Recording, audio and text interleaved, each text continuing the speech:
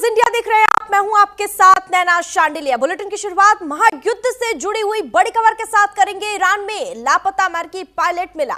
तो ये बड़ी खबर महायुद्ध से जुड़ी हुई सामने आ रही है। गोलीबारी के बाद पायलट का सफल रेस्क्यू किया गया। पायलट मिलने के बाद डोनाल्ड ट्रंप ने एक्स पर पोस्ट किया है, लिखा है क्रू मेंबर को हल्की चोट लगी है और लापता पायलट को सुरक्षित बचा लिया गया है। तो डोनाल्ड ट्रंप ने ये एक्स पर पोस्ट किया है। उन्होंने लिखा है कि हमारी सेना ने बहादुरी से काम किया और हमारे दोनों पायलट सुरक्षित बचा लिए गए हैं। अब पायलट को ईरान से निकालने की तैयारी में हम जुटे हुए हैं। तो आपको बता दें कि अमेरिका के एक F-15 फाइटर जेट को ईरान के ऊपर मार गिराए जाने के 36 घंटे के बाद उसके दोनों क्रू मेंबर को अमेरिकी स्पेशल फोर्स ने सुरक्षित बचा लिया है और डोनाल्ड ट्रंप ने इसको लेकर एक्स पर पोस्ट किया है। उन्होंने लिखा कि अब पायलट को ईरान से निकालने की तैयारी में हम लगे हुए हैं। फिलहाल दोनों पायलटों को सुरक्षित बचा लिया गया है। उन्हें हल्की चोटें आई हैं, हालांकि कोई दिक्कत नहीं है, परेशानी नहीं है, लेकिन मामूली सी ये चोट है और दोनों पायलट फिलहाल सुरक्षित है। पायलट को ईरान से निकालने की तैयारी में हम लगे हुए हैं। तो ये बड़ी खबर महायुद्ध से जुड़ी हुई सामने आ रही है। मिडिल ईस्ट में तनाव जारी है और ईरान और अमेरिका और इजराइल के बीच लगातार भीषण बमबारी हो रही है। हमले की तस्वीर सामने आ रही है। तो इस बीच ये बड़ी खबर सामने आ रही है कि ईरान में लापता अमेरिकी पायलट दोनों मिल चुके हैं। अमेरिका के एक F-15 फाइटर जेट को ईरान के ऊपर मार गिराए जाने के 36 घंटे के बाद उसके दोनों क्रू मेंबर्स को अमेरिकी स्पेशल फोर्स ने सुरक्षित बचा लिया है। और आपको बता दें, ये दर्जनों लड़ाकू विमानों के साथ ईरान में ऑपरेशन चलाया गया। अमेरिकी लड़ाकू विमानों ने ईरानी फोर्स को उस इलाके तक पहुंचने से रोकने के लिए हमले भी किए, लेकिन उन सबको चीरते हुए और अमेरिका ने दुनिया को अपनी ताकत एक बार फिर से दिखा दी है। और इन तमाम पहलुओं को देखते हुए ये ऑपरेशन सक्सेसफुल हुआ है और इसमें ये अमेरिका को ये बड़ी सफलता हाथ लगी है। खबरों में आगे बढ़ेंगे। होर्मुज स्ट्रेट खोलने को लेकर अमेरिका की बेचैनी बढ़ती जा रही है। एक बार फिर अमेरिकी राष्ट्रपति डोनाल्ड ट्रंप ने अपने तेवर दिखाए हैं और ईरान को 48 घंटे का अल्टीमेटम दिया है। इस युद्ध को रोकने के लिए हालात कुछ ऐसे बने हुए हैं कि ईरान, इजराइल और अमेरिका को टक्कर दे रहा है। होर्मुज स्ट्रेट को लेकर अमेरिका बेचैन है तो ईरान इस रूट को लेकर चुनौती दे रहा है और इन सब के बीच पाकिस्तान का वो ख्वाब पानी में बुलबुली की तरह फूट गया है, जिसमें बिचौलिया बनकर वो खुद को चमकाने का एक मौका ढूंढ रहा था। वॉर के 37वें दिन इजराइल ने ईरान पर भीषण बमबारी की है। बमबारी के दौरान बैलिस्टिक मिसाइलें आसमान में आग की गोली की तरह दिखाई पड़ रही है, जो जमीन पर गिरते ही विध्वंस कर रही है। और फिलहाल अमेरिका के अल्टीमेटम का समय तेजी से बीत रहा है। क्या कुछ बड़ा होने वाला है? क्या है अमेरिका की प्लानिंग? और मिडिल ईस्ट में भीषण जंग 36वें दिन और इस 6वें हफ्ते में पहुंचने जा रही है, उस पर देखिए ये खास रिपोर्ट।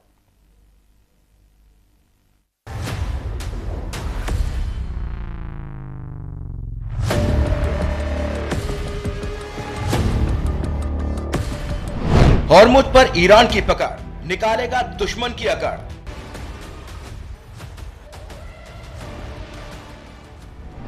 ईरान ने अल्टीमेटम ठुकराया, बेवकूफी भरा कदम बताया।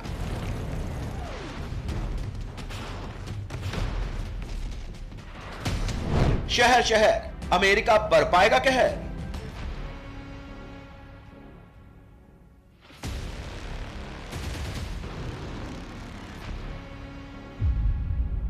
मिडिल ईस्ट में भीषण जंग के बीच अमेरिकी राष्ट्रपति डोनाल्ड ट्रंप ने ईरान को कड़ी चेतावनी दी है। ट्रंप ने होर्मुज स्ट्रेट को खोलने को लेकर ईरान को अल्टीमेटम दिया है। ट्रंप ने 48 घंटे का अल्टीमेटम देते हुए कहा, समय सीमा खत्म होने से पहले होर्मुज नहीं खोला तो इसके गंभीर परिणाम भुगतने होंगे। ट्रंप ने कहा, याद है जब मैंने ईरान को समझौता करने या होर्मुज स्ट्रेट खोलने के लिए 10 दिन का समय दिया था। समय तेजी से बीत रहा है। 48 घंटे के बाद अमेरिका उन पर कहर बनकर टूट पड़ेगा, गंभीर परिणाम भुगतने होंगे। ईरान ने अमेरिकी राष्ट्रपति डोनाल्ड ट्रंप के 48 घंटे के अल्टीमेटम को बेवकूफी भरा कदम बताया है। समझौता करने वाली धमकी को खारिज करते हुए पलटवार किया है और अमेरिका को अंजाम भुगतने की चेतावनी दे डाली। इस सब के बीच महायुद्ध के 37वें दिन अमेरिका और इजराइल ने ईरान पर एक बार फिर भीषण बमबारी की। इजराइल ने ईरान के महत्वपूर्ण क्षेत्रों को निशाना बनाते हुए मल्टीहेड मिसाइल से हमला किया। ईरान ने भी करारा जवाब देते हुए जमकर रॉकेट दागे।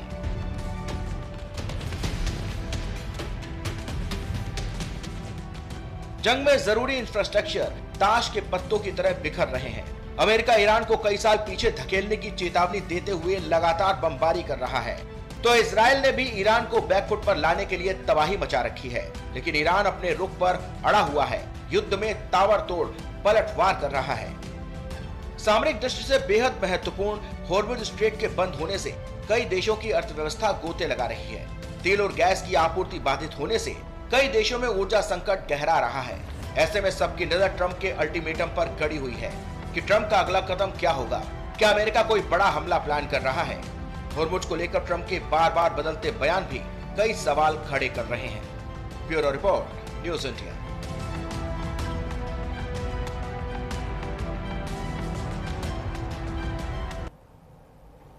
और इस पर खास चर्चा के लिए हमारे साथ कुछ विशेष मेहमान जुड़ गए हैं। Lieutenant colonel retired Himanshi Singh हमारे साथ डिफेंस एक्सपर्ट जुड़ी हुई हैं और हमारे साथ जैद अनवर जियोपॉलिटिक्स एक्सपर्ट जुड़ गए हैं। तो आप दोनों खास मेहमान का बहुत स्वागत है न्यूज़ इंडिया पर। हिमांशी जी, सबसे पहले मैं आपके पास आना चाहूँगी और आपसे मैं समझना चाहूँगी कि महायुद्ध की ये कौन सी दिशा में ये जा रहा है। और सबसे पहले ये भी हम आपको बता देते हैं कि डोनाल्ड ट्रंप ने 48 घंटे का अल्टीमेटम दिया था ईरान को, लेकिन ईरान इसको बेवकूफ़ी करार दिया है और इसे मानने से फिलहाल तो इनकार कर रहा है। जी नमस्कार, जय हिंद। और मोहम्मद अनवर साहब बैठे हुए, इनके साथ चर्चा करके बहुत मजा आता है क्योंकि बहुत अच्छा विश्लेषण हम दोनों मिलकर कर पाते हैं। देखिए, जो अमेरिका ने कहा है, अमेरिका लगातार पिछले 34-35 दिन से ये लगातार बात कर रहा है कि अब उनको गंभीर परिणाम भुगतने होंगे। तो गंभीरता, इसका मतलब क्या वो पहले सीरियस नहीं थे? They have been always serious, लेकिन जिस तरह के पलटवार ईरान की तरफ से आ रहे हैं और अब जिस तरह का PIR सिस्टम उन्होंने यूज करना शुरू किया है, जिससे इन्होंने F-15 को गिराया है, जो कि 20 साल तक ये माना जाता था कि अमेरिकन जो ये सिस्टम है वो इनविंसिबल सिस्टम है। अगर उसको तोड़ पाने में ईरान सफल रहा है तो कहीं ना कहीं ईरान लगातार अपनी जो टेक्निक है उसको, चाहे वो बाहर से हेल्प लेके कर रहा है या खुद इम्प्रोवाइज कर रहा है, लेकिन वो अमेरिका के जो इतने एडवांस सिस्टम्स हैं उनको अगर ब्रेक करने में अपनी काबिलियत दिखा पा रहा है तो अमेरिका को ये समझना चाहिए कि ईरान, चाहे नौसैनिक बात हो, चाहे जमीन पे बात हो, चाहे अब आकाश में भी बात हो, तो अमेरिका को टक्कर जो है बराबर की दे रहा है। और देखिए, बराबर की टक्कर ही नहीं दे रहा है, कहीं ना कहीं उनका पलड़ा जो है भारी हो रहा है। अब हमें देखने को मिल रहा है कि C5 Galaxy, C-17 globe master, ये भी अमेरिका बहुत भर भर के आसपास उसके लगा रहा है। और इसीलिए ईरान ने अभी फिर से चिताया है कि अगर आप हमारे जैसे बुश शहर में इन्होंने हमला किया है जहाँ की न्यूक्लियर एक्टिविटीज हो रही थी with the help of Russian वहां से अब साइंटिस्ट काफी निकल चुके हैं, लेकिन अब उनका कहना है कि डिमोना के पास हम दोबारा से हमला करेंगे क्योंकि अमेरिका रेड लाइंस क्रॉस किए जा रहा है बार बार। तो अमेरिका जब ये कह रहा है कि हम और भीषण हमले करेंगे, तो मुझे लगता है कि जो रेड लाइन अमेरिका बार बार क्रॉस कर रहा है, कहीं ऐसा ना हो कि ईरान को मिटाने के चक्कर में मिडिल ईस्ट का नक्शा जो है अमेरिका हमेशा के लिए खराब कर दे, which is going to be a very serious thing. और उसमें एक और चीज है, देखिए, युद्ध के कुछ नियम होते हैं और उन नियमों का पालन करना बहुत आवश्यक होता है, specially for a country like America. लेकिन जब वो इस तरह की लाइन को ब्लर करते हैं तो देखिए, ईरान को पूरा हक है कि वो आत्मरक्षा के लिए फिर जो कदम लेना चाहे वो ले।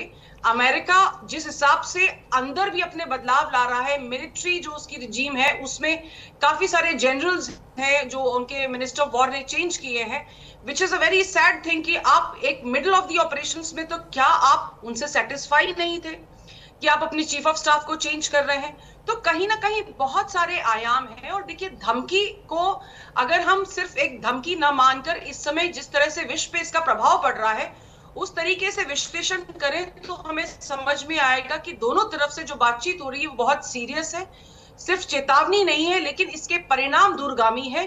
तो इसको इसी तरीके से देखने की आवश्यकता है। जी ठीक है हिमांशु जी, और हमारे साथ करोड़ी सिंह जी भी जुड़े हुए हैं, इनका भी बहुत स्वागत है न्यूज़ इंडिया पर। करोड़ी सिंह जी, मैं आपसे आपकी प्रतिक्रिया लेना चाहूँगी कि मिडिल ईस्ट में तनाव जारी है और आज 37वां दिन है और आज भी वहाँ पर स्थिति जो है वो बद से बदतर होती जा रही है और ये युद्ध किस मुआयन पर खड़ा है? देखिए नैना, 5 हफ्ते से ज़्यादा हालात हो गए हैं खराब दुनिया के, और अगर आज भी शांति होती है तो आने वाले 1 साल तक नॉर्मल नहीं हो पाएगी सिचुएशन, केवल अर्थव्यवस्था की नहीं, सामान्य जो दुनिया है वो भी नॉर्मल नहीं हो पाएगी। और अगर और आगे चलता है तो कितना विध्वंस हो सकता है, इसकी हम केवल एक कल्पना कर सकते हैं कि कितना नुकसान हो सकता है। तो मुझे ऐसा लगता है कि जो ट्रंप साहब पिछले साल ये कहते थे कि मैं तो प्रेसिडेंट ऑफ पीस हूं, मैंने हर महीने एक वार रुकवाया है, अब वो ऐसा वार कर रहे हैं कि अमेरिका ने 80 साल में भी कोई ऐसा कॉन्फ्लिक्ट में इन्वॉल्व नहीं हुआ, ऐसा वार नहीं लड़ा अमेरिका ने। हाँ, वर्ल्ड वार अलग है लेकिन उसके बाद इस तरह का नहीं हुआ। मुझे लगता है कि ट्रंप की टीम है उसमें या तो टेक्नोक्रेट्स हैं या रियल एस्टेट टाइकून्स हैं, सेंस ऑफ हिस्ट्री वाले और पॉलिटिक्स की अवेयरनेस वाले लोग हैं नहीं टीम ट्रंप में, नहीं तो ईरान के साथ इस तरीके से उलझते नहीं। क्योंकि अगर उन्होंने एक 15 साल पहले अमेरिकन विद्वान की किताब है रॉबर्ट कापलान की द रिवेंज ऑफ जियोग्राफी, अगर वो भी पढ़ लेते तो उन्होंने स्पष्ट रूप से कहा है कि ईरान पे कंपेरेटिव एडवांटेज किसी भी वार में किस तरीके से है। एक तरफ 2000 किलोमीटर साउथ साइड में समुद्र है, कोस्टल एरिया है, और वहाँ 30 आइलैंड्स हैं, केवल खरग आइलैंड नहीं है, 30 आइलैंड्स हैं। दूसरी तरफ अंदर जाते हैं तो माउंटेनस रीजन है। तो ऐसी स्थिति में किसी भी बाहर की फोर्स के लिए बड़ा मुश्किल हो जाता है, ग्राउंड में नहीं एयर स्ट्राइक भी बड़ा मुश्किल होता है। तो जिस तरह की स्थिति है उसमें अमेरिका के जीतने की संभावना बहुत कम लग रही है। और अमेरिका अगर ज्यादा इन्वॉल्व होता है तो अमेरिका को कहीं ज्यादा नुकसान हो, अमेरिका की जनता प्रेसिडेंट को हटाने के लिए आंदोलन न शुरू कर दे, ऐसी संभावना मुझे लग रही है। इजराइल ये चाहता है कि अगर अमेरिका यहाँ से निकल गया तो हमारी हालत खराब हो जाएगी, इसलिए इजराइल किसी भी हालत में अमेरिका को निकलने देना नहीं चाहता। अभी 4 तारीख को कल ही जो हुआ है, 2 अमेरिका के जेट गिराए हैं, उसके बाद 2 हेलीकॉप्टर रेस्क्यू के लिए गए। ईरान तो कह रहा है उनको गिराए हैं, लेकिन अमेरिका ने ये कहा है कि वो रेस्क्यू के हेलीकॉप्टर थे वो वापस आ गए हैं और हमने दोनों को रेस्क्यू कर लिया है, पायलट्स को। लेकिन ईरान का ऐसा कहना है कि वो रेस्क्यू नहीं कर पाए हैं और जब तक जो पैलेस्टाइनियन इजराइल की जेलों में है तब तक हम उस पायलट को रिलीज नहीं करेंगे। तो दोनों ही साइड से, चाहे इजराइल हो ईरान हो, दोनों जगह सेंसर है, सही सूचनाएं तो नहीं आ रही हैं। लेकिन ईरान का इतना कमजोर होते हुए भी एयरपोर्ट्स की दृष्टि से 40-45 साल से ईरान पे सैंक्शन थे, फिर भी जितना रेजिस्टेंस कर रहा है इजराइल और अमेरिका की जो कंबाइंड फोर्स है, ये तो बिल्कुल एक अचंभे वाली बात है कि ईरान इतना रेजिस्ट कर रहा है। इसका मतलब है उनकी प्रिपरेशन अच्छी है, उनकी रणनीति अच्छी है, साजो सामान ज्यादा नहीं है, लेकिन रणनीति ईरान की बहुत अच्छी है। और इसीलिए जिस दिन युद्ध शुरू हुआ था उस समय ईरान के साथ इतनी सहानुभूति नहीं थी दुनिया के लोगों की। आज ईरान के साथ उल्टी सहानुभूति हो रही है और दुनिया ये मानने लग गई है कि इजराइल और अमेरिका क्लियर कट एग्रेसर हैं।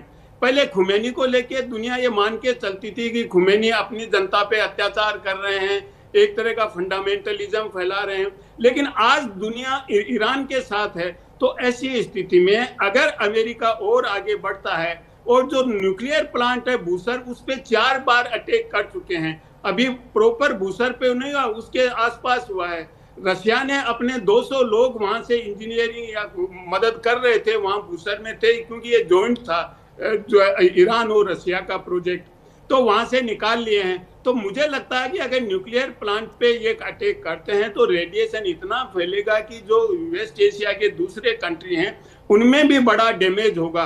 और ट्रंप का जिस तरह का एटीट्यूड है, वो कह रहा है 48 घंटे बाद मैं कहर बरपा दूंगा, वहां नरक बना दूंगा। तो इस तरह का किसी भी एक सेंसिबल लीडर के और सुपर पावर के लीडर के लिए तो शोभा नहीं देता है। लेकिन किस दिशा में जाएगा, मुझे नहीं लगता कि ईरान किसी भी हालत में समझौता करेगा। ईरान ये चाहता है कि हम बहुत लंबे समय से तकलीफ भोग रहे हैं, अब हम इसको फाइनल कंक्लूजन पे ले जाएंगे। बातचीत शुरू की, ईरान ने ये कह दिया कि हम न्यूक्लियर बम नहीं बनाएंगे, तो भी इजराइल ने स्ट्राइक किया, एक तरफ बातचीत चल रही है। यही जून में हुआ, यही अब हुआ। तो ऐसी स्थिति में ईरान का डिटर्मिनेशन है और इजराइल अमेरिका को निकलने नहीं देना चाहता, अमेरिका निकलना चाहता है। अमेरिका के लिए सब रास्ते ब्लॉक हैं, क्योंकि पीछे हटता है तो हार माननी पड़ेगी, हार अमेरिका मानेगा नहीं। आगे बढ़ता है तो और ज्यादा संकट बढ़ जाएगा। तो अमेरिका के सामने तो एक संकट की स्थिति है कि कैसे बचे इससे। तो अमेरिका के जितने दोस्त थे सबने हाथ झाड़ लिए, कोई मदद के लिए नहीं आ रहा है। अब ट्रम्प ने कह दिया कि भाई मेरा तो मिशन पूरा हो रहा है, हमने तो मिलिट्री को खत्म करना था, न्यूक्लियर जो बम बना रहे थे उसको खत्म करना था, और जो प्रोक्सीज की मदद कर रहे हैं उनको कमजोर करना था, वो कर लिया है। होर्मुज से हमारा कोई लेना देना नहीं, जिनको नुकसान हो रहा है वो खुलवाएं। तो मुझे लगता है कि अब ट्रम्प इस हालात में अमेरिकन को ये बता के कि हम जीत गए हैं, हमने ईरान को खत्म कर दिया है, ईरान की जो फोर्सेज थी, न्यूक्लियर आर्म था, उनको सबको खत्म कर दिया है, हम जीत के आ रहे हैं। तो मुझे लगता है कि ट्रम्प फेस सेविंग करके बचना चाहता है, इजराइल बचने नहीं देना चाहता। अब देखते हैं आगे किस दिशा में कदम बढ़ते हैं आने वाले हफ्ते में। ओवर नैना। ठीक है, हमारे साथ सर जायद अनवर सर भी जुड़े हुए हैं। हम जायद अनवर सर से भी जान लेते हैं इनकी क्या प्रतिक्रिया है कि जिस तरह से अल्टीमेटम दिया गया है ईरान को अमेरिका की तरफ से, क्या इस पर ईरान जिस तरह से बात कर रहा है और इसे सिरे से खारिज कर दे रहा है, इनकार कर दे रहा है, उनके प्रस्ताव को ठुकरा दिया है, ईरान के मन में क्या चल रहा है और आगे अगर ये युद्ध जारी रहा तो ये कितना विध्वंसक होगा? जैद जी, हम आपसे समझना चाहेंगे।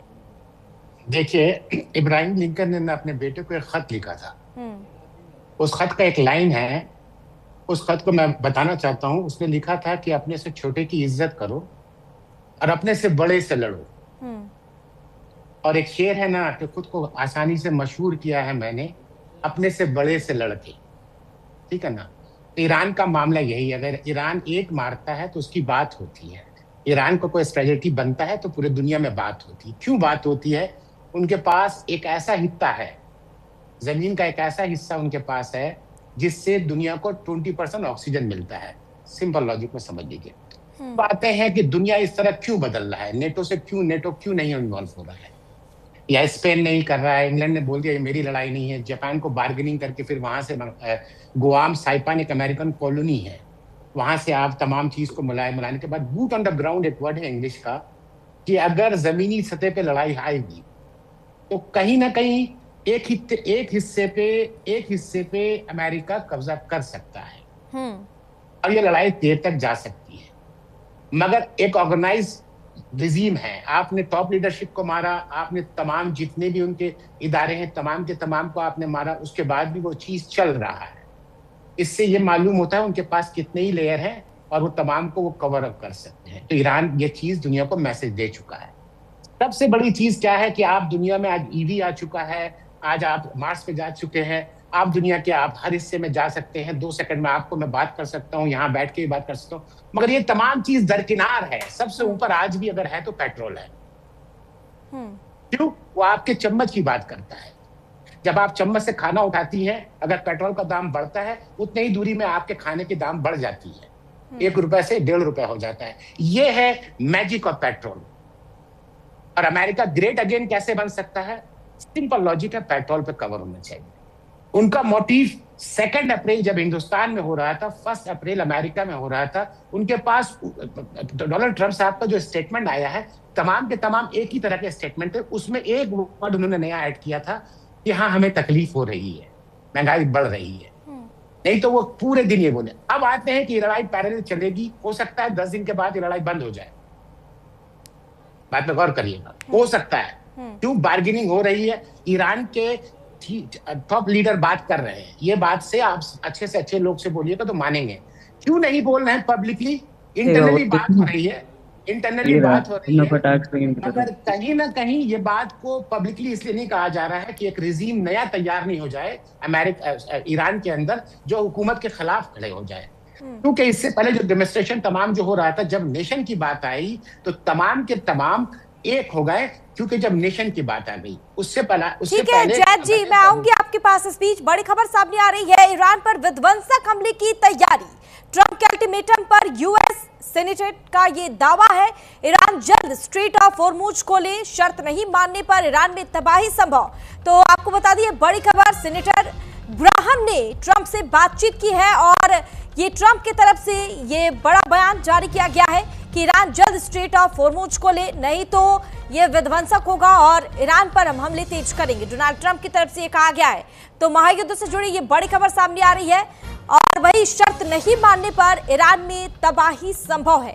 तो आपको बता दें कि लगातार डोनाल्ड ट्रंप की तरफ से शर्तों को लेकर कहा जा रहा है, लेकिन ईरान इसे मानने से बार बार इनकार कर दे रहा है। 3 बार अब तक डोनाल्ड ट्रंप शर्त लेकर गए हैं, लेकिन ईरान ने इसे साफ मानने से इनकार कर दिया है। और एक बार फिर से ये चेतावनी दी गई है ईरान को अमेरिका की तरफ से कि अगर नहीं मानता है तो विध्वंसक हमले की तैयारी में है और कोई बड़ा हमला संभव है। चलिए, हमारे साथ खास मेहमान जुड़े हुए हैं और चर्चा करेंगे। जैद जी, आप कुछ कह रहे थे।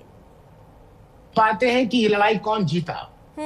ठीक है जी, ये लड़ाई कौन जीता, तारीख उठाइएगा, तारीख के तमाम जितने भी लड़ाइयां हुई हैं, इस तरह की लड़ाइयों में कोई जीता नहीं है। मगर जब किताब लिखी जाती है उसमें सब बोलते हैं कि हम जीते, हम जीते, हम जीते। तो ये मामला ये दिख रहा है। मगर आज भी अगर एक मुल्क जीत रहा है उसका नाम चीन है। वो कैसे जीत रहा है? अगर आपके पास पेट्रोल की कमी हो रही है तो आपको ईवी की जरूरत है, आपके पास पेट्रोल की कमी हो रही थी आपको सोलर पैनल की जरूरत है। ये तमाम चीज में आने वाले अच्छे से अच्छे आर्टिकल को दिखा के देख लीजिए, ये तमाम चीज दिख रहा है। मैं ये जनाब ने जो बात रखी है कि ट्रम्प साहब एक बिजनेसमैन है, इस पे एक आर्टिकल आया था जब ये ताकत में आए थे सेकंड दफा, तो इस पे एक आर्टिकल आया था वाशिंगटन पोस्ट में और उसमें बाकायदा लिखा गया था एक सत्ता एक बिजनेसमैन के हाथ में है, एंड गुड बार्गेनर भी उनको बोला गया था। मगर उनका ये बार्गेनिंग सिस्टम समा नहीं, इसलिए कि लड़ाई इजराइल की थी और इजराइल ने उनको इन्वॉल्व किया और इसको इस तरह से पेश किया गया। अमेरिका में आज बात हो रही है, अमेरिका में लोकल पब्लिक डोमेन में बात है कि ये लड़ाई हमारी नहीं है, इजराइल की थी। और तमाम के तमाम बड़े अफसर, बड़े उहदे पे जो लोग बैठे हुए, तमाम के तमाम अपना रिजाइन दे रहे थे और किसी को रिजाइन करवा भी रहे थे और जब बेनिफिट होता है। मगर इससे 10 दिन कबल मैंने एक बात रखी थी कि ये कहीं ना कहीं स्ट्रेटेजी पैरेलल बात हो रही है, लड़ाई चलती रहेगी। अगर लड़ाई खत्म भी होती है तो लड़ाई 10 से 15 दिन बाद खत्म होगी, मगर ये साल के अंदर फिर लड़ाई होगी। क्यों? एक जहन बना के एक आदमी आया हुआ है कि मुझे अमेरिका ग्रेट अगेन एक ही अंदाज से हो सकता है अगर डॉलर का जो स्टेबिलिटी है वो रहना चाहिए। इसलिए कि चाइनीज वॉन की ताकत जो है कहीं ना कहीं बढ़ रही है, इस पे भी कंट्रोल करने के लिए कहा है। ईरान आज आप देखिए 40 साल आइसोलेटेड रहा पूरे दुनिया से, उसके पास अभी इतनी बड़े पैमाने पर तैयारी कहां से हुई? ये सवाल है ना। और दुनिया के 2 बेहतरीन मुल्क टेक्नोलॉजी में, मैडम ने जो बात रखी है, दुनिया के बेहतरीन मुल्क टेक्नोलॉजी में, तमाम वेपन में दुनिया के बेहतरीन मुल्क हैं, वो दोनों होने के बाद भी एक छोटा सा प्यादा मुल्क है वो लड़ रहा है उससे। और यही है खूबसूरती कि उसने अपनी तैयारी पूरी करके रखी थी, हार्मोन्स के पूरे माइंड्स बिछा के रखी थी और उसे कंट्रोल करके रखा। आज कहीं ना कहीं वो भत्ता एक लफ्ज है उर्दू का, कि कहीं ना कहीं वह खड़े होकर वो बात रखता है कि आपका जहाज जाएगा तो आपको खाना मिलेगा सस्ते पे। तो कॉन्सेप्ट यही है। आप आलू का मामला ले आइए, मसला नहीं है, मगर आज सिलेंडर हर घर का मसला है ना। बिल्कुल ठीक है जज जी, इस बीच बड़ी खबर सामने आ रही है। बड़ी खबर से आपको मुखातिब करा देते हैं। ईरान ने मलबे का एक वीडियो जारी किया है। ईरान का अमेरिकी ड्रोन मार गिराने का दावा, दक्षिणी इस्फहान में यूएस का ड्रोन नष्ट किया गया। तो ईरान की तरफ से ये बड़ी जानकारी दी गई है, ये बड़ा दावा किया गया है। ईरान का अमेरिकी ड्रोन मार गिराने का दावा, ईरान ने अमेरिकी ड्रोन मार गिराने का दावा किया है और कहा है कि दक्षिणी इस्फहान में यूएस का ड्रोन नष्ट किया गया है। तो आपको बता दें, पहले F-15 विमान हादसे का शिकार हुआ था अमेरिका और उसके बाद इसके 2 पायलट्स फंसे हुए थे और इसको सफलतापूर्वक रेस्क्यू कर लिया गया है। लेकिन उसके बाद अब सवाल ये उठता है कि ये ऑपरेशन कितना मुश्किल था और इस बीच ये अमेरिकी ताकत जो है वो देखने को मिली है। लेकिन अब ईरान की तरफ से भी ये बड़ा दावा किया जा रहा है। ईरान का कहना है कि दक्षिणी इस्फहान में यूएस का ड्रोन नष्ट किया गया है। तो ईरान भी अब दूसरी तरफ लगातार दावे कर रहा है और बताने की इस कोशिश में जुटा हुआ है कि अमेरिका चाहे कितना भी ताकत लगा ले, लेकिन हम भी जवाबी कार्रवाई कर रहे हैं। और हमारे साथ तमाम मेहमान हमारे साथ जुड़े हुए हैं। रुक कर लेते हैं अपने मेहमानों का और चर्चा को आगे बढ़ाते हैं। जैद जी, आप कुछ कह रहे थे। एक बात ज़हन पे रखिएगा कि ईरान हो सकता है 10 दिन और लड़ ले, 20 दिन और लड़ ले, 40 दिन और लड़ ले, मगर ईरान इनसे नहीं सकेगा। हाँ। ये बात समझ लें। America still have the best AI, जो सटीक उन्होंने मारा है ना पूरी दुनिया, किसी के ना रशिया के पास है ना चाइना के पास। मामला ये है कि आप किससे लड़ रहे हैं और आपका जो वेपन है उसका वो जो तैयारी की है वो कितने की है। अगर आप 100 पैमाना स्केल से नापे हैं और आपकी चीज 100 नंबर का है और आप 1 नंबर से लड़ रहे हैं तो आपका 99 नुकसान है इकोनॉमिक्स वे से। समहाउ पूरी दुनिया आज इकोनॉमिकली वे से अमेरिका ये मामला कर रहा है। अब आते हैं कि आज अगर ये नेटो से अमेरिका निकलेगा, ये मामला फंसा हुआ है अभी, क्योंकि आज भी opposition in America, you have to take a permission from them, आपको परमिशन लेके उससे आउट होना होगा नेटो से। तो ये जो तमाम चीज आया है ये कहां से पैदा हुआ है ये आपको समझना होगा। शुरुआती दौर में जो जिस मैनिफेस्टो से आप अमेरिका में आए, आपने कहा मैं अमेरिका को ग्रेट अगेन बनाऊंगा। तो ग्रेट अगेन बनाने का कॉन्सेप्ट ये नहीं था कि आप ग्रीनलैंड ले लें, बनाने का मतलब ये नहीं था कि पूरे यूरोप से रिलेशन खराब कर लें। एक तमाम चीज आके फंस रही है। एक आदमी जो एक कभी स्टेबल नहीं रहा, प्रेडिक्टेबल रहा, शाम को कुछ और कहता है और सुबह फिर कुछ और कहता है, स्टेबिलिटी नहीं था। पॉलिटिकल लोग नहीं है ये, जैसे जनाब ने कहा, बिल्कुल दुरुस्त कहा, या तो उनके पास अच्छे एडवाइजर नहीं है, but he is a good bargainer. मैं इस कॉलम पे इनके साथ एग्री करता हूँ, he can be a very good negotiator because he was there. Because इनकी तारीख अगर उठाइएगा, mayor of the tax of the, जब अपने इन्होंने बिल्डिंग बनाए थे अमेरिका न्यूयॉर्क में, जब उन्होंने वहां से टैक्स माफ कराया था, वहीं से उनका करियर शुरू हो रहा था। तो ये तमाम जो पीछे से जो आदमी के हाथ में सत्ता आज है, जो दुनिया को बताया जा रहा है, इस बात को यहाँ इस तरह जोड़ लें कि अमेरिका में प्रेसिडेंट कौन बन रहा है, पूरी दुनिया को जानना जरूरी क्यों है कि पूरी दुनिया को इफेक्ट करता है। उठाइए, गुज़िश्ता 1 साल कबल पूरी दुनिया परेशान थी। एक ऐसा वेपन था उनके पास जिसे कहते हैं कि टैरिफ लगा दे रहा हूँ आपको। हम जैसे आम आदमी समझ नहीं पा रहा टैरिफ क्या है। टैरिफ से मुराद है कि क्या चीज है कि हमारे इकोनॉमिकली आज भी हम डिपेंड करते हैं उन पे। सिर्फ हम इंडियन नहीं, पूरी दुनिया उस पर डिपेंड करती है। मगर किसी के पास, जैसे चीन के पास छुम्मुक है, वो उसको एक्सचेंज करता है, अगर आप ये नहीं दीजिएगा तो हम ये नहीं दे पाएंगे। तो दुनिया जो हमारे पास जो चीज है वो इतना अवेलेबल नहीं हो, किसी और मुल्क से और सस्ता थोड़ा बेटर में मिल जाएगा। तो ये हमारी बदकिस्मती इन द सेंस ऑफ कि मैं हिंदुस्तान जिंदाबाद है, जिंदाबाद रहेगा, इससे कि हम पेट्रोल पैदा नहीं कर सकते जो बुनियादी जरूरत है हमारी। हम इससे सब कॉन्टिनेंट में हमारे पास पेट्रोल नहीं है, तेल नहीं है, उससे हमारे पास एक बार्गेनिंग करने के लिए, हमें खामोश रहने के लिए, या हमें कोई स्ट्रेटेजी बनाने के लिए, या डिप्लोमेटिक वे से हमें बात करने के लिए, तमाम चीज हमें रोकता है। क्यों कि आज हर घर का मामला कहीं ना कहीं आके जुड़ जाता है महंगाई पे। आज पूरी दुनिया परेशान है। 20% महंगाई नहीं, ये 40% नहीं, ये अभी अगर आज रुकेगा, 10 दिन में रुका ये, अगर रुका ये जंग, तो ये 1 साल में कवर नहीं होगा। इसको बहुत टाइम लगेगा। एक चीज जब आप शूट कर जाता है, उसको नीचे आने में देरी लगता है, और हम ओवर पॉपुलेटेड कंट्री है। अब जाहिर सी बात है, और जो डैमेज हुआ है इसको भी भर पाना बहुत मुश्किल है। तो ये ईरान का जो डिमांड है, उसके पास 5 डिमांड में ये है कि आपने जितने भी नुकसान किए हैं, इन तमाम नुकसान को भरपाई करें आप। और ईरान ने पहले भी कहा है कि आप जब तक भरपाई नहीं करेंगे तब तक हम पीछे नहीं हटेंगे। किरोड़ी जी, हम आपके पास आना चाहेंगे। एक सेकंड पहले जी, if money solve the problem, that is not a problem. Always remember this.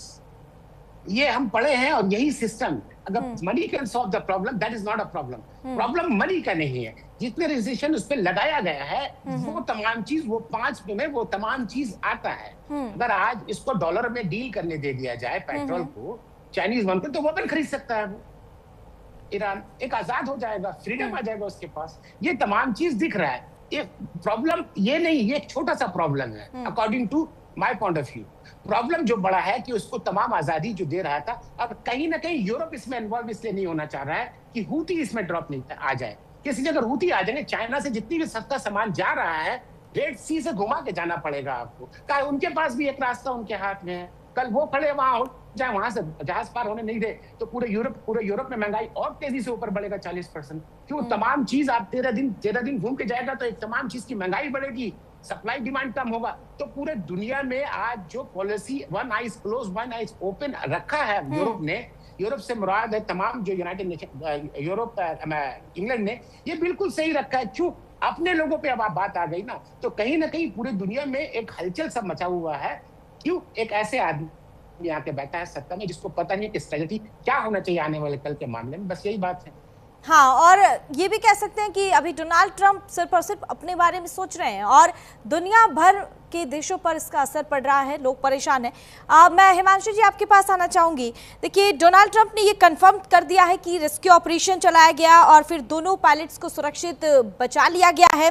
तो अब अगर ऐसा होता है तो ये इतिहास का सबसे साहसी सर्च ऑपरेशन और रेस्क्यू ऑपरेशन इसको करार दिया जाएगा, क्योंकि कहीं ना कहीं अमेरिका ने अपनी ताकत दिखाई है और इसको हम ये भी कह सकते हैं कि अमेरिका की हवाई ताकत भी देखने को मिला है।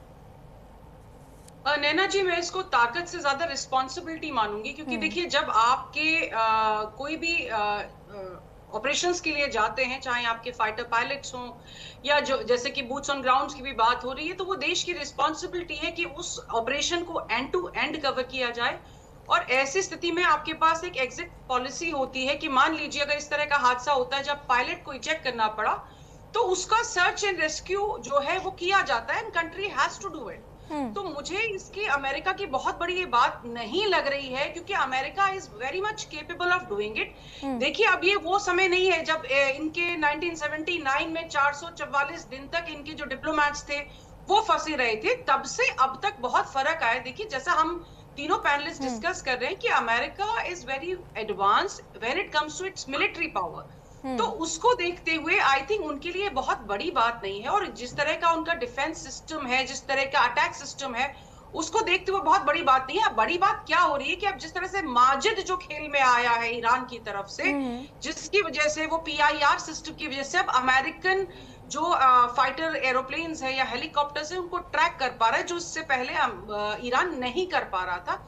ये इस युद्ध में एक निर्णायक सी बात मुझे लग रही है, क्योंकि अभी तक जो माइट था वो अनचैलेंजेबल था, अनक्वेश्चनेबल था कि अमेरिकी जो स्टेल्थ 5 प्लेन्स हैं उनको आप ट्रैक नहीं कर पा रहे थे। लेकिन अब ये नया कोई उन्होंने अपने पिटारे से कबूतर निकाल दिया है, जो कबूतर हर कुछ ट्रैक कर पा रहा है और पहुंच पा रहा है, तो ये जरूर एक अच्छी बात है। लेकिन देखिए, अब जिस तरह से चीजें रोज रोज नई नई आ रही हैं इस पूरे युद्ध में, उससे जो बैक चैनल डिप्लोमेसी है वो भी फास्ट होगी, क्योंकि जो आपकी हार्ड बार्गेनिंग है दोनों कंट्रीज की, उसमें कहीं ना कहीं देखिए अमेरिका के पास बहुत विध्वंसक वेपन सिस्टम है, इसमें कोई शक नहीं है। और डोनाल्ड ट्रंप को अगर हम जानते हैं तो वो कितना ज्यादा एक लाइन है वो क्रॉस कर सकते हैं, हमें भी पता है। और इजराइल जिस तरह से बार बार इनको उकसा रहा है, जिस तरह के हमले हमें बुशैर के आसपास देखने को मिल रहे हैं, तो इस तरह का उकसावा जो है, तो anybody who is very good diplomat और हु अंडरस्टैंड्स वॉर, वो नहीं चाहेगा बुशहर या डिमोना के में कोई भी गलती से भी न्यूक्लियर लीक का खतरा हो, क्योंकि ये बहुत ही बड़ी बेवकूफी और कयामत तक की चीज हो सकती है। जहां पर देखिए ऑलरेडी बहुत सारे लोग विस्थापित हो चुके हैं, 32 लाख के करीब लोग ईरान से विस्थापित हुए हैं, 10 लाख से ज्यादा लोग लेबनान में विस्थापित हुए। तो देखिए विस्थापितों का जो संकट है ना, वो देखिए वो ट्रॉमा जो है, मैं एक बहुत छोटी सी बात कहूंगी, खाना पीना दवाइयां ये सब चीजें नहीं है, बच्चे पूरी जिंदगी इस मानव त्रासदी को झेलते हैं, जो आगे उनका जो साइकोलॉजिकल जो बेंट ऑफ माइंड होता है वो पूरे विश्व के लिए बहुत खतरनाक होता है। तो इस तरह की जो मानव त्रासदी वाली चीजें भी हैं, तो उसको देखते हुए जो बैक चैनल डिप्लोमेसी है, I am sure people must be working on it, and it is very important कि देखिए जब आप दो हाथी जब लड़ रहे हैं ना, तो जो घास कुचली जाती है ना, वो घास के साथ साथ वो जमीन भी खराब होती है। और वही सबसे बड़े संकट की बात पूरे विश्व के लिए है कि आप देखिए आपके और मेरे घरों तक महंगाई की आंच पहुंच रही है, मोरबी जैसे शहर में टाइल्स नहीं बन रही है, स्कूल कॉलेजेस में देखिए बहुत सारी जगह जो जहां खाने की व्यवस्था थी वहां पे कई जगह स्नैक्स जो है बंद कर दिए गए हैं। और फिलीपींस जैसा देश है जिसने तो ऑलरेडी इमरजेंसी घोषित कर दी है। तो पूरे विश्व में ऐसा नहीं कि अमेरिका भी अछूता है, वहां पे भी 40% हाइक ऑलरेडी हो गई है एनर्जी में। जो मिडिल ईस्ट से जो तेल ले रहे थे यूक्रेन और रशिया के वॉर के बाद में यूरोपियन कंट्रीज, वो बेचारे वैसे ही फंस गए हैं। मार्सेक जैसी कंट्री जो कंटेनर्स लेके जाती थी उसने हाथ खड़े कर दिए, इंश्योरेंस प्रीमियम बढ़ गए हैं। तो हर इंश्योरेंस नहीं ले रहे जी बिल्कुल, मतलब जो केप ऑफ गुड होप से होके जाएंगे 300% महंगाई बढ़ रही है। 15 दिन अगर उनको घूम के जाने में लग रहे हैं, 20% इन्होंने बंद कर दिया, 12% अगर हूती बंद कर देंगे, 32% ऑक्सीजन विश्व की बंद हो गई। आप ऑलरेडी वेंटिलेटर पे आ गए हो। तो अगर आप इन चीजों को नहीं समझ पा रहे हो तो आप पूरे विश्व को न सिर्फ मानव त्रासदी में ढकेल रहे हो, बल्कि ये जो रिफाइनरीज हैं या जो इंफ्रास्ट्रक्चर है उसको 5 से 6 साल तो जी वापस आने में लगेगा अपने नए शेप में। अगर वो वहां से दोबारा प्रोडक्शन भी शुरू होता है तो वो प्रोडक्शन भी अगर कम होगा जहां जहां जो बचा हुआ है तो जाहिर सी बात है। देखिए हिमांशु जी, जिस तरह से ये हमला हो रहा है और लगातार एक दूसरे पर ये हमले जारी है और ये युद्ध और विध्वंसक होगा, और अगर अभी नहीं थमा, इस पर विचार नहीं किया गया तो आने वाले समय में इसका अंजाम जो है वो और भी बुरा हो सकता है। ठीक है, आपको मैं यहाँ पर रोकना चाहूंगी और इस बीच आपको बता दें कि इससे जुड़ी और भी तमाम खबरें सामने आ रही है। मिडिल ईस्ट में लगातार तनाव जारी है और इस बीच यहाँ पे जो स्थिति है उसको लेकर वहाँ की ताजा तस्वीर सामने आ रही है। लगातार बमबारी हो रही है और हमले की तस्वीर सामने आ रही है। मिडिल ईस्ट में किस तरह से हालात बने हुए हैं इसको लेकर हम आपको एक रिपोर्ट दिखाएंगे और इसमें आपको हम दिखाते हैं कि किस तरह से वहाँ तनावपूर्ण स्थिति बनी हुई है और हर तरफ तबाही का मंजर नजर आ रहा है।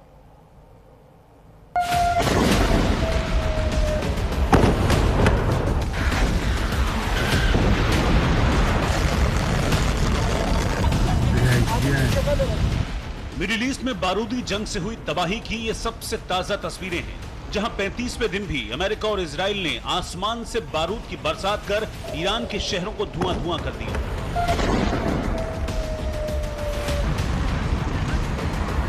इस्फहान पर भीषण हमला हुआ, तेहरान को निशाना बनाया, आसमान और समंदर से प्रहार कर अमेरिका ने ईरान में कहर बरपा दिया।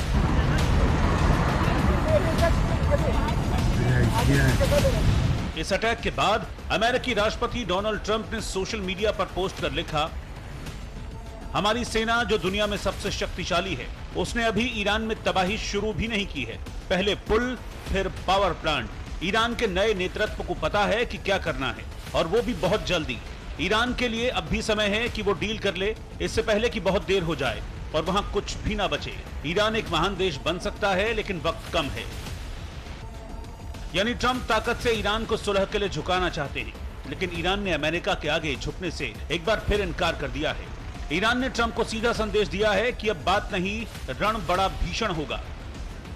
Talking with Americans or negotiation with Americans once again would be on the table because, we have a very, bitter experience of talking with Americans. We negotiated with them last year in last June, and they attacked us in the middle of negotiation. Iran ने अपने इरादे साफ कर दिए हैं कि अब are पार की जंग होगी। मिडिल ईस्ट में तबाही और बर्बादी की नई तस्वीर दिखेगी। मिडिल ईस्ट में अमेरिका के हर ठिकानों पर बम बरसेंगे। जो अमेरिका का साथ देगा वो भी नहीं बचेगा।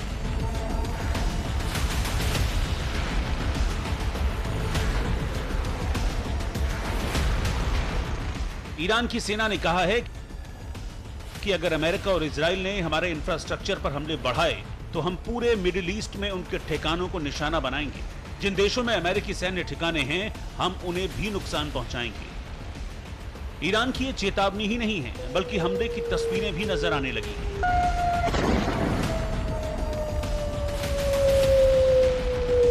ईरान ने जॉर्डन में अमेरिकी बेस पर बारूदी हमला किया। ड्रोन अटैक कर अमेरिकी बेस को तबाह कर दिया।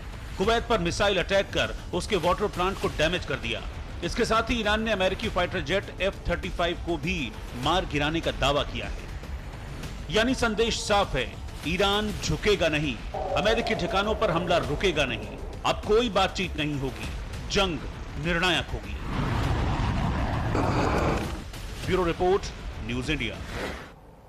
और हमारे साथ तमाम मेहमान जुड़े हुए हैं। रुक कर लेते हैं अपने खास मेहमानों की तरफ और चर्चा को आगे बढ़ाते हैं। और हम आएंगे करोड़ी सिंह जी आपके पास और आपसे जानना चाहेंगे कि क्या अब ईरान पर अमेरिका भारी पड़ता हुआ नजर आ रहा है? देखिए, अमेरिका और इजराइल निश्चित रूप से भारी हैं। अगर तकनीकी दृष्टि से देखें, सेना की दृष्टि से देखें, लेकिन दुनिया का आवाम है, सरकार किधर भी हो, दुनिया के लोग अब ईरान के साथ सहानुभूति दिखा रहे हैं। निश्चित रूप से अमेरिका ईरान को तबाह कर सकता है बुरी तरह से, लेकिन हिमांशी ने जिस तरीके से बताया कि ये संकट केवल ऑयल का, एनर्जी का नहीं है, ये मानवीय त्रासदी की तरफ जा रहा है। और ये मानवीय त्रासदी केवल पश्चिमी एशिया तक सीमित नहीं है, ये पूरी दुनिया में फैलेगी। और जब दुनिया में त्रासदी का होगा तो ये विश्व युद्ध की सी स्थिति है, विश्व युद्ध तो नहीं है लेकिन विश्व युद्ध जैसी स्थिति होगी, तबाही होगी, क्योंकि ईरान किसी भी रूप में सरेंडर तो नहीं करेगा। अमेरिका अगर बूट्स ऑन ग्राउंड गए तो और ज्यादा हालात बिगड़ेंगे। तो ऐसे हालात में क्या हो सकता है, अमेरिका इजराइल ये नहीं चाहेगा कि ईरान को संप्रभु, स्वतंत्र और अखंड छोड़ के अमेरिका चला जाए। और ईरान की जनता में जिस तरह का 28 फरवरी के बाद जो सॉलिडेरिटी आई है, सुदृढ़ता आई है, वो मार्वलस है। ऐसा क्योंकि वहां पे जो धर्म में जो कंसेप्ट है शहादत का, तो वो इसको ऑनर मान रहे हैं, रिग्रेट नहीं कर रहे हैं कि हम मर रहे हैं, ये तो ऑनर मान रहे हैं कि सम्मान है कि हम मर रहे हैं। ट्रंप साहब शुरू से ये कह रहे हैं मैं मांगा मेक अमेरिका ग्रेट अगेन। तो अमेरिका कब ग्रेट था, कौन सा स्वर्णिम युग था जिसको वो दोबारा लाना चाहते हैं? क्या गुलामी प्रथा थी अमेरिका में, वो स्वर्ण युग था? क्या गोरे और कालों को मारते थे गोरे, वो स्वर्णिम युग था? अमेरिका का छोटा सा इतिहास है, हर देश का स्वर्णिम युग हो सकता है, चीन का हो सकता है, भारत का हो सकता है, ईरान का हो सकता है। अमेरिका का कौन सा ऐसा था जिसको वो दोबारा लाना चाहते हैं? तो अमेरिका केवल तकनीकी और सेना के आधार पे पूरी दुनिया को ये चाहता है कि हम डोमिनेट करें और हमारी सुप्रीमेसी को कोई चैलेंज नहीं करे। एक ब्रिक्स लगा कि वो डॉलर को चैलेंज कर रहा है, उन्होंने तत्काल धमकी दे दी। फिर उन्होंने देखा यूरोपियन यूनियन है वो एक अलग रास्ता अपना रहा है, विश्व सरकार की तरफ जा रहा है, तो यूरोपियन यूनियन से भी झगड़ा कर लिया। और अब जो यूरोपियन यूनियन को भी खत्म करके वहाँ के जो देश हैं, मेंबर हैं यूरोपियन यूनियन के, उनको एनकरेज कर रहे हैं कि नेशनलिस्ट फोर्सेज होनी चाहिए, आपने अपनी संप्रभुता का त्याग कर दिया, तो उसको भी वो खत्म करना चाहते हैं। तो अमेरिका की ये लार्जर डिजाइन है जिसमें वो ये चाहता है कि पूरी दुनिया को इतना विखंडित कर दें कि अमेरिका की सुप्रीमेसी बनी रहे। लेकिन इसी सुप्रीमेसी की सर्च में, खोज में अमेरिका स्वयं अपने आप को बर्बादी की तरफ ले जा रहा है, क्योंकि वहां भी कितने डिसेंशन होगा, कितनी असहमतियां होंगी। अटॉर्नी को हटाया है, अभी सेना प्रमुख को वहां हटा दिया है, और यहां तक भी कह रहे हैं कि जो उनका सेक्रेटरी ऑफ वार है हेग्सेथ, उनको हटाने की बात ही चल रही है कि उन्होंने सही तरीके से ब्रीफ नहीं किया, नहीं तो हम ईरान के इस मामले में उलझते नहीं। ये ट्रंप खुद भी कह चुके हैं। युद्ध शुरू होने में 5 दिन तक ट्रंप ने क्रेडिट ली, उसके बाद उन्होंने ये कह दिया कि मैं नहीं, ये तो मेरे जवाई हैं जो कुशनर हैं, हेग्सेथ है, रूबियो हैं, विटकोफ हैं, उन्होंने मुझे गाइड किया कि ईरान हमारे ऊपर अमेरिका पे अटैक करेगा, इसलिए अटैक करो, तो प्रीएम्प्टिव हमने अटैक कर दिया। अब उनको हटा के वाइस प्रेसिडेंट आ रहे हैं। वेंस शुरू से सहमत नहीं था ईरान से लड़ने में। तो अमेरिका के अंदर जिस तरह का माहौल बन रहा है, उसमें भी मुझे लग रहा है कि ट्रंप मजबूर है, अंदर से भी और बाहर से जिस तरह से कॉर्नर हो रहा है ट्रंप। दोस्त कोई नहीं है, मिडिल ईस्ट के कंट्री लड़ना नहीं चाहते, केवल इजराइल एक ऐसा है जो अमेरिका को यहाँ फंसाए रखना चाहता है, और अमेरिका की मजबूरी है कि वो इजराइल को अकेला छोड़ के जा नहीं सकता। इसके ऐतिहासिक कारण है, इसके जातीय कारण है, इसके सभ्यता के कारण है, बहुत से कारण है जिसकी वजह से इजराइल को नहीं छोड़ सकता अमेरिका। तो ऐसी स्थिति में कौन सी त्रासदी की तरफ ले जाएंगे, इसका तो हम केवल कल्पना ही कर सकते हैं कि अगर एटॉमिक ऑप्शन उन्होंने एक्सरसाइज कर लिया तो कितने खतरनाक होगा। केवल सेकेंड वर्ल्ड वॉर के टाइम में अमेरिका ने किया था, और अब दूसरी बार अमेरिका ही होगा जो दूसरों को ये कहता है कि न्यूक्लियर वेपन नहीं बनाने देंगे। न्यूक्लियर वेपन तो आप ही यूज कर रहे हैं, और इसमें भी हो सकता है कि छोटा शॉर्ट रेंज का कोई न्यूक्लियर वेपन यूज कर लें अगर ईरान सरेंडर नहीं करे तो। सरेंडर ईरान किसी भी हालत में नहीं करेगा, जिस तरह का उनका जज्बात है, और अमेरिका को जीत के जाने नहीं देगा, क्योंकि ईरान की रणनीति है।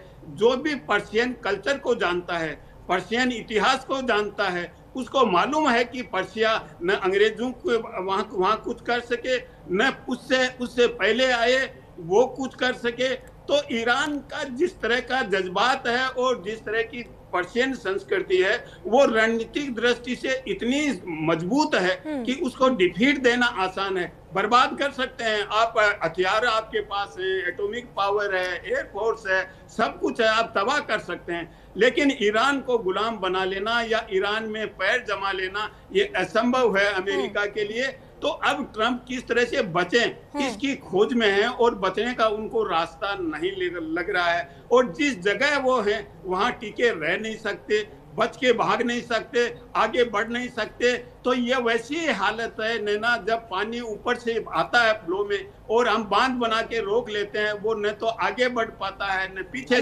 जा पाता, वो बीच में हलचल हो जाती है। वो हालत अमेरिका की हो रही है।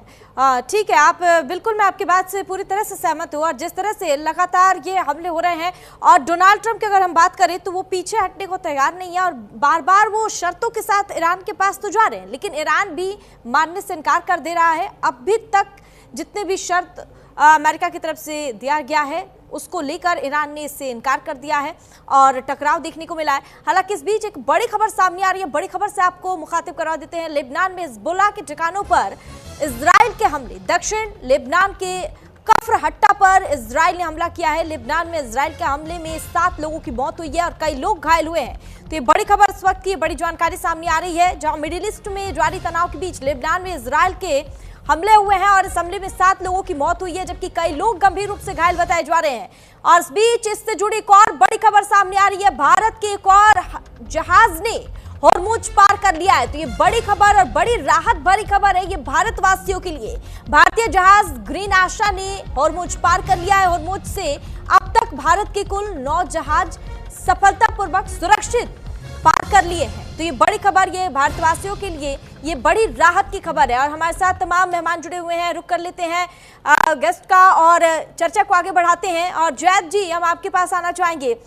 देखिए, ये भारत के लिए खुशखबरी तो है क्योंकि भारत का ये 9वां जहाज है जो होर्मुज सुरक्षित और सफलतापूर्वक पार कर लिया है। लेकिन देखिए, अगर ये युद्ध बढ़ता है और ऐसे ही जारी रहा तो भारत के साथ साथ बाकी अगर अन्य देशों की हम बात करें तो उस पर कितना असर पड़ेगा, खासकर अगर हम तेल की बात करते हैं, सुरक्षा की बात करते हैं, तो ये कितना खतरनाक होगा? देखिए, आज बुनियादी जरूरत हम तमाम की तेल है, ठीक है जी। तो भारत के साथ साथ तमाम, ये शेर है ना कि लगेगी आग तो सभी आएंगे जद में, यहाँ सिर्फ मेरा मकान थोड़ी है, तो सबके सब मरेंगे, ये मामला है। अब आते हैं दूसरी बात के, ईरान के पास चॉइस नहीं है, ठीक है जी, बात को समझिए। दे स्टिल टॉकिंग, वो आपस में बात कर रहे हैं, ये सुलह की तरफ जाएगा, मगर मुआहदा कौन कराएगा ये इंपॉर्टेंट सवाल है। आप जितनी भी बात करें, ईरान ने बहुत बड़ा काम कर दिया, इतने को मार दिया, इतने को कर दिया, इतने को कर दिया। आई एम वेरी अप्रिशिएट कि आप सरवाइव कर लिए 35 डेज, आप अमेरिका के सामने नहीं लड़ पाएंगे। मामला ये है कि अमेरिका किस अंदाज से बाहर निकले। क्यों? वो एक लाठी लेके खड़ा था और पूरी खाड़ी को बोल रहा था कि मैं तुम्हें प्रोटेक्ट कर रहा हूँ, एक शील्ड लेके खड़ा था। If anybody make you problem, I'm here. मैं आपको सिक्योरिटी दे रहा हूं, मैं आपके लिए यहाँ गारंटी दे रहा हूं। मामला ये है कि ये बच रहा है कि नहीं बच रहा है, ये सवाल है। एक शक तैयार हो रहा है पूरे दुनिया में कि ये स्टेबल है कि नहीं है, इनका प्रोमिसेस सही है कि नहीं है। अमेरिका के अंदर तो कोई मरा नहीं, but people in Saudi Arabia having a problem, people in Qatar having a problem, people in, आपने जैसे ये करे, ये यूएई में प्रॉब्लम है, उनको प्रॉब्लम हो रहा है। ये जो तमाम की गारंटर एक बंदा था जिसका नाम अमेरिका था, आसान भाषा में समझिए, वो किस अंदाज में बाहर निकले, कौन से पॉइंट पे बाहर निकलना है, ये फंसा हुआ है। कि बहस में फलसफी को बहस में सिरा मिलता नहीं, वही वाला मामला है। बहस में खुदा मिलता नहीं, डोर को सुलझा रहा है, सिरा मिलता नहीं। अब सिरा नहीं मिल रहा, कैसे निकलो? डोर सुलझ गया है, निकल नहीं पा रहा। तो मामला क्या है? और इसमें ये सबसे बड़ा प्रॉब्लम क्रिएट कर रहा है कहीं ना कहीं Israel, because he have state कि मुझे मारना है, मना करिए, मैं ये स्ट्रेटेजी, आप बात करिए, मैं मार रहा हूं। कर जमीन पे आते हैं, मैं फिर कह रहा हूं, कुछ हिस्से से 4 हिस्से पे कब्जा हो सकता है, मगर एक ऑर्गेनाइज रिजीम है, ये लड़ाई काफी लंबा चलेगी। आप सिंपली, एक तारीख गई है जिसका नाम वियतनाम था, एक तारीख और गई है जब हम पैदा हुए तब देखा, जिसका नाम अफगानिस्तान था। हमें कोई किताब उठा के नहीं पढ़ना है, अमेरिकन को देखिए, यही बात अगर शहादत अफगानिस्तान पे ले जाइएगा तालिबान पे, तो उनको शहादत के बाद जन्नत मिलेगी और हूरें मिलेंगी, तो वो मामला दूसरा चला जाता था पॉलिटिक्स में। मगर दर हकीकत ये है कि इनके जो आइडल हैं, सिंह साहब ने जो बात रखी, बहुत खूबसूरत बात रखी, इनके जो आइडल हैं हसन हुसैन, एक करबला एक वाकया है, उसमें वो कॉम्प्रोमाइज नहीं किए। 72 पीपल वाज देयर, वो कोई कॉम्प्रोमाइज नहीं किए थे अगेंस्ट जो उस टाइम के जो बैठे थे। तो यही कॉन्सेप्ट आज दिख रहा है, मगर ये मजहबी बात नहीं है, यहाँ बात है कि नेशन का क्या बेनिफिट है। कहीं ना कहीं ये लड़ाई जो शुरू हुई है, जितना इजराइल नहीं चाह रहा था उतना सऊदी अरब चाह रहा था। वाशिंगटन पोस्ट पढ़िएगा तो कि सऊदी अरब के मोहम्मद बिन सलमान जो थे, बार बार फोन पे जितना बात ट्रम्प से उन्होंने किया, उससे इजराइल ने बात उतना नहीं किया, तो ये लड़ाई तो सऊदी अरब की हो गई। बात ये नहीं, जब नेशन का जब एक होता है मजहबी बात, एक होता है नेशन को क्या बेनिफिट मिलेगा, इसको गिरने से सऊदी अरब को क्या बेनिफिट मिलेगा, यूएई को क्या बेनिफिट मिलेगा, ये मामला समझिए। पूरे खाड़ी का मामला समझिए क्या है, पूरे खाड़ी का दरवाजा क्या है, इनके पास है। वहां से आपको इजाजत देंगे जाइए मेरे घर से, मना आपको घर बहुत बड़ा हो सकता है, मगर दरवाजा तो मेरे यूज करिएगा आप निकलने के लिए। तो ये तमाम मामला आके फंस रहा है। अभी रोल जो है, नो डाउट, आपको फिर कह रहा हूं मैं, आपके टीवी पे बैठ के मैं आने वाले भविष्यवाणी बता रहा हूँ, Iran must be have to be bargaining in some point of view. ठीक है जैद जी, ठीक है जैद जी, मैं आपकी बात से सहमत हूँ। मैं हिमांशी जी आपके पास आना चाहूंगी और आपसे एक छोटा सा सवाल करूंगी, क्योंकि समय की बहुत कमी है, कि ईरान बार बार आखिर अल्टीमेटम को क्यों ठुकरा दे रहा है? क्या कोई आत्मविश्वास है या कोई बड़ी रणनीतिक साजिश है इसके पीछे?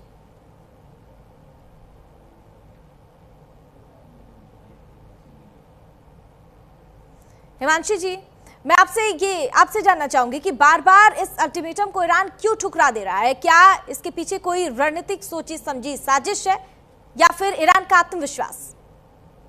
देखिए, ईरान के लिए ये अस्तित्व की लड़ाई है। दूसरा, उसकी सार्वभौमिकता पे और उसकी संप्रभुता पे आप बार बार इस तरीके से हमला नहीं कर सकते हैं, क्योंकि आपने जब वो टेबल पे बैठे हुए थे, जैसे उनके आपने पेजिशकिया साहब का भी मैसेज दिखाया कि दे वर सिटिंग एंड डिस्कसिंग, लेकिन आप आकर उनपे आपका जून में बम किया, अब आपने उनकी टॉप लीडरशिप को एलिमिनेट कर दिया। अभी आपका मन किया, आप टेबल से उठ के चले गए और आपने आके बम फोड़ दिया।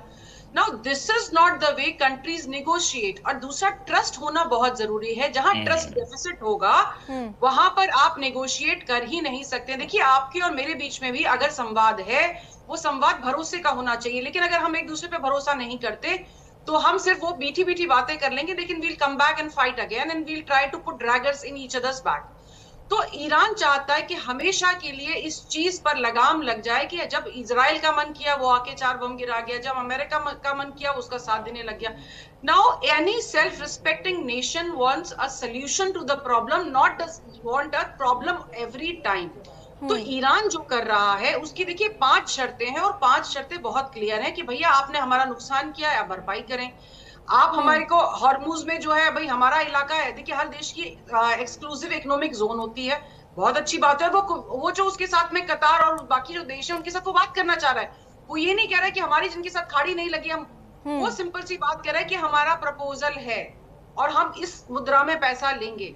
तो कहीं ना कहीं देखिए, जिसकी जहां पर वर्चस्व स्थापित हो पाती है वो करता है। अमेरिका ने भी तो बोला ना कि हम डॉलर हेजेमनी रखेंगे जब तेल बेचेंगे। तो अगर दूसरा देश उस चीज को करना चाह रहा है तो आपको क्यों मिर्ची लग रही है? उन्होंने कहा कि हम या तो चाइनीज मुद्रा में लेंगे या हम इसमें लेंगे। तो देखिए, जिसकी जो बार्गेनिंग पावर होती है, नेगोशिएशन तभी हो पाती है जब आपके पास टेबल पे कुछ हो। अगर आपके पास ठीक है, ऐसे में धमकी, चुनौती और अब ये सीधी तकरार डोनाल्ड ट्रंप के अल्टीमेटम के बाद भी ईरान ने इसको ठुकरा दिया है। और ईरान का क्या रुख होता है, ईरान क्या सोच रहा है और दुनिया एक और युद्ध के मुहाने पर खड़ी है, इसका अंजाम क्या होगा, इसका ये भी देखना होगा। तमाम जानकारी के लिए और अपनी प्रतिक्रिया हमारे साथ साझा करने के लिए हिमांशु जी आपका, और जैद जी आपका, और करुणी सिंह जी आपका बहुत शुक्रिया, आपने अपना कीमती समय न्यूज इंडिया को दिया। फिलहाल वक्त हो गया एक छोटे से ब्रेक का, ब्रेक के बाद फौरन हाजिर होंगे।